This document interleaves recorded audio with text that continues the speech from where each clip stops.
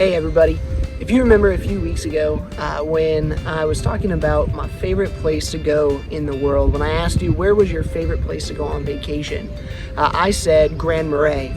Well, this past week I've been up in Grand Marais with my family for about a week or so, and it's absolutely awesome. I love it up here, and I wanted to give you guys a little bit of a taste of what it's like up here. So I'm gonna go ahead and show you a video. We are up on Lake Superior right now. It's back over here behind me. And I wanna show you two different sides of this great, beautiful lake. The first one is going to be a very peaceful, beautiful, calm video. And then the second one is going to be one after what the lake looks like after a storm just rolled through. And I want you to pay attention to the differences between these two. I'm gonna go ahead and show you these.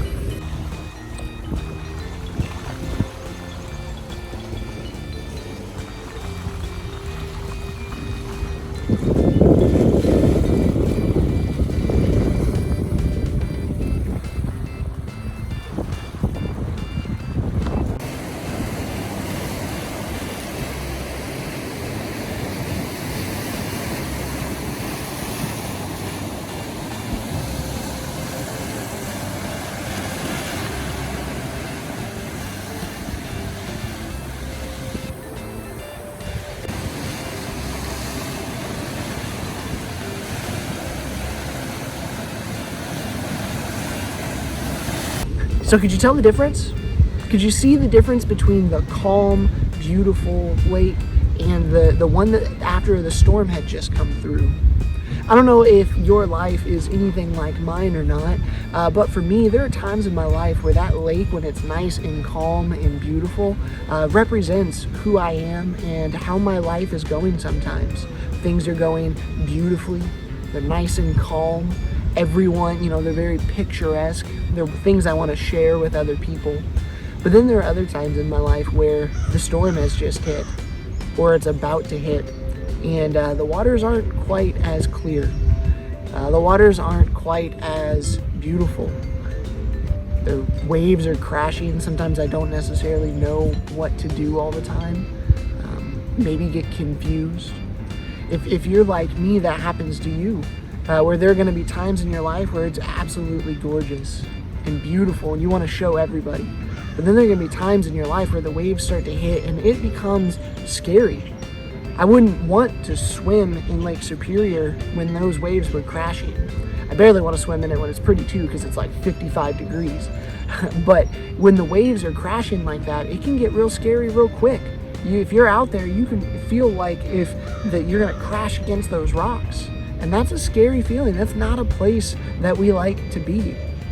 But oftentimes we find ourselves in the calm area and we kind of thank God for where we are. We say, hey, so glad. Thank you so much for the beauty that you have set before me. But sometimes we fail to recognize that God is there in the beautiful times as well as in the rocky, scary times. Sometimes we pray in the rocky, scary times. Those are when we're most active with God, because we're saying, hey, I am scared. I am not sure what is going to happen. Lord, please be with me right now. Help me get to clear waters. Lord, please help me to be able to make it through this. And then sometimes we get to the beautiful. We get to the clear. We thank God once or twice for getting us there. And then we kind of leave him, right? We oftentimes will want God the most when things are bad, but we forget about him when things are good. So my challenge for you this morning, I want you to, on the way home, chat with your parents. Do you think that your family right now is in clear waters or choppy waters? Because we all know, your school was canceled. We know there's some unknowns going into next school year. Summer plans may have changed. For you, it may be very, very pretty out. It may be awesome. You're loving your summer break and everything's going just fine. But for you, you could also be one who's maybe got some anxiety about going back to school or not really knowing what's going on. And things might be choppy.